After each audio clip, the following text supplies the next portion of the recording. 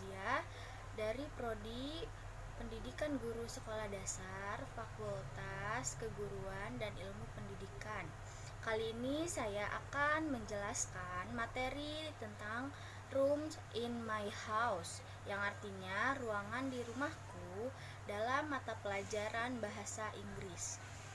Tujuan pembelajarannya yaitu yang pertama memahami kosakata, ruangan, dan kegiatan di rumah.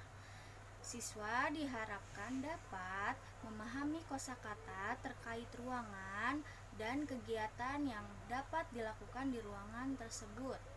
Yang kedua, mendeskripsikan ruangan dan kegiatan dalam bahasa Inggris sederhana.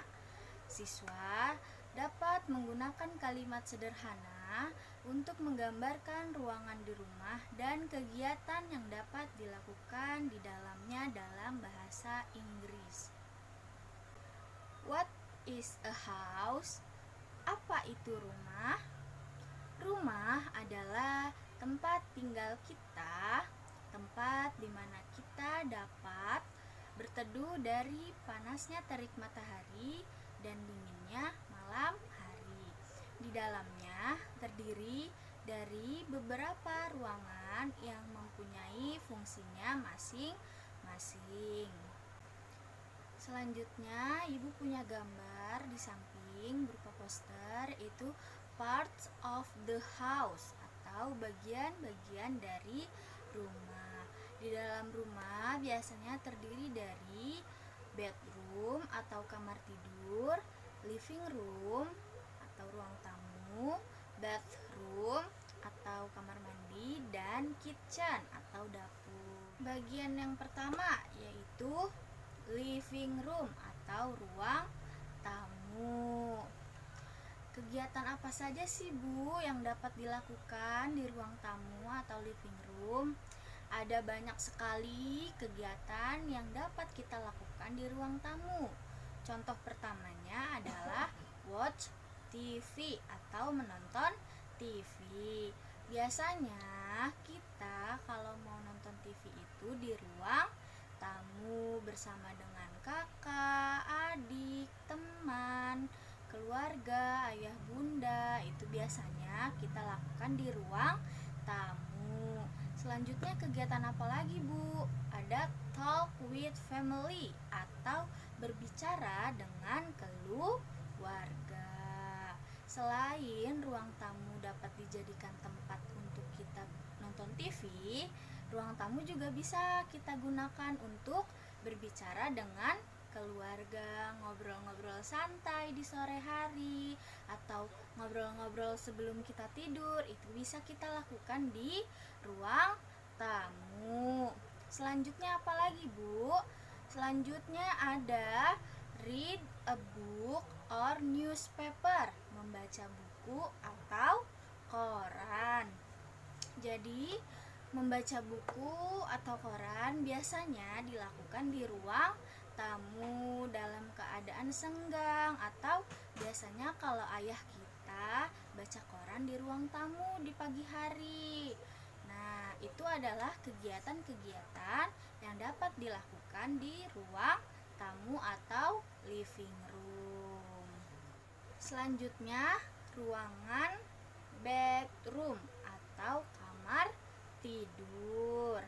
Lalu kegiatan apa saja Bu yang bisa kita lakukan di bedroom ini? Kegiatan pertama yang bisa kita lakukan di dalam ruangan ini adalah sleep atau tidur. Kita menggunakan kamar tidur ini untuk tidur karena fungsi utama kamar tidur adalah untuk tidur. Yang selanjutnya, read a book atau membaca buku. Membaca buku juga dapat dilakukan di kamar tidur sebelum kita tidur. Biasanya kita membaca buku di kamar itu ketika kita mengerjakan tugas atau kita sedang memiliki waktu senggang tapi inginnya di kamar saja. Selanjutnya, play video games atau bermain game video. Biasanya hal ini dilakukan oleh anak laki-laki main gamesnya di dalam kamar tidur. Terkadang di ruang tamu, tapi biasanya lebih sering di kamar tidur. Ruangan selanjutnya yaitu bathroom atau kamar mandi.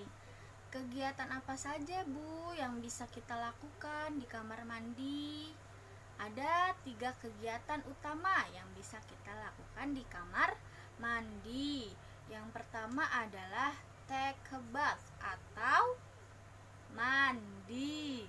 Jadi, kamar mandi ini memiliki fungsi utama untuk tempat kita mandi. Mandi disarankan 2 kali sehari. Selanjutnya, brush teeth atau menggosok gigi.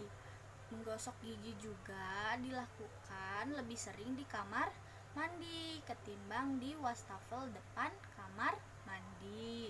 Lalu selanjutnya ada wash hand atau mencuci tangan.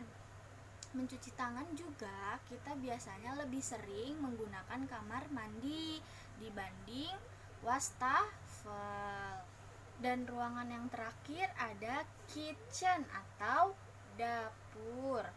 Kegiatan apa saja yang bisa dilakukan di dapur?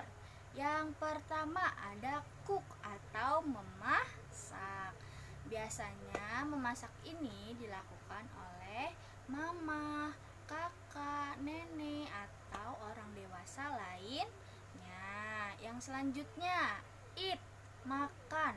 Makan juga dapat dilakukan di dapur. Biasanya kita makan di meja makan. Meja makan adanya di mana? Di dapur. Selanjutnya, wash dishes atau mencuci piring. Kalau habis makan, kita harus mencuci piring. Mencuci piring tempatnya di mana? Tempatnya ada di dapur. Jadi kita setelah makan, setelah menggunakan alat masak, itu harus mencuci piring. Ini adalah example of activity sentence atau contoh kalimat dalam kegiatan yang dapat kita lakukan di dalam ruangan-ruangan yang ada di rumah.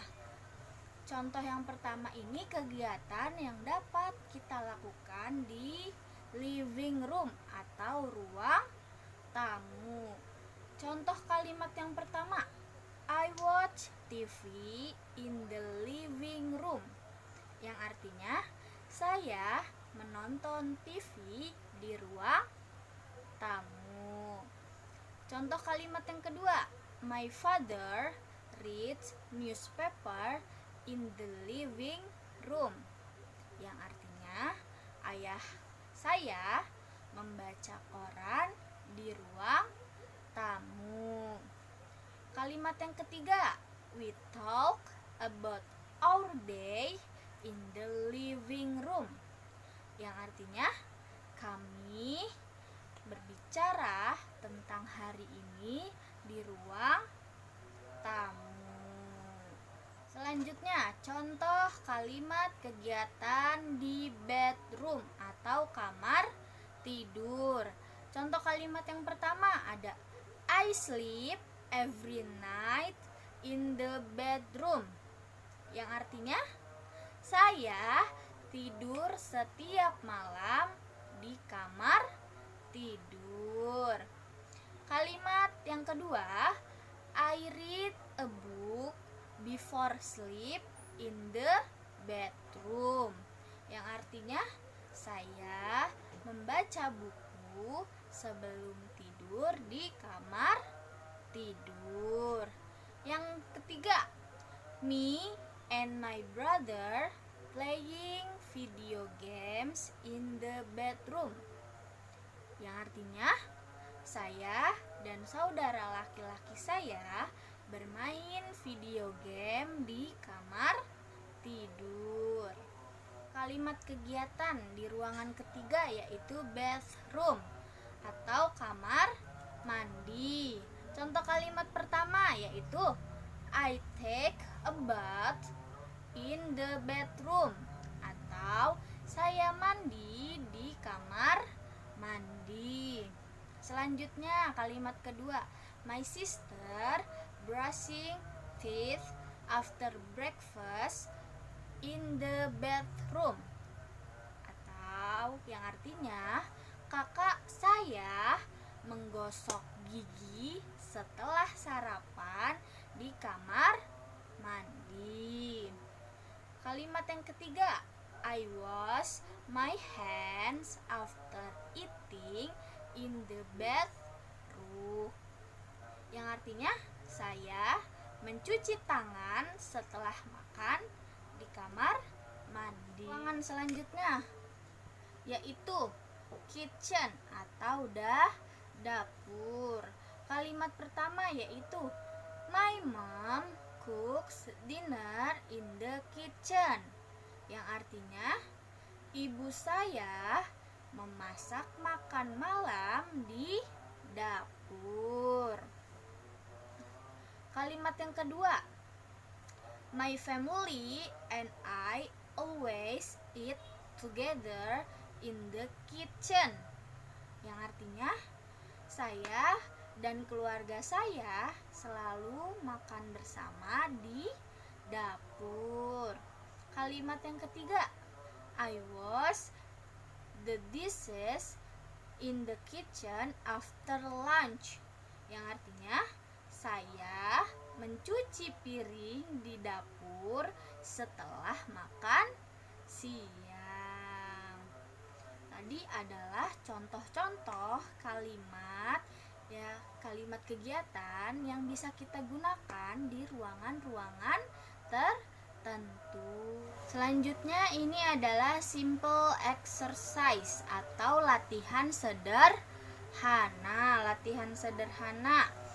Petunjuk penugasannya yaitu fill in the blanks atau isi bagian yang kosong. Nomor 1 soalnya, I sleep artinya saya tidur. In the artinya di. Kalau tidur di mana biasanya? Di kamar tidur. Kamar tidur bahasa Inggrisnya apa? Bedroom. Berarti jawaban nomor 1 adalah bedroom. I sleep in the bedroom. Baik. Nomor 2, my mom cooks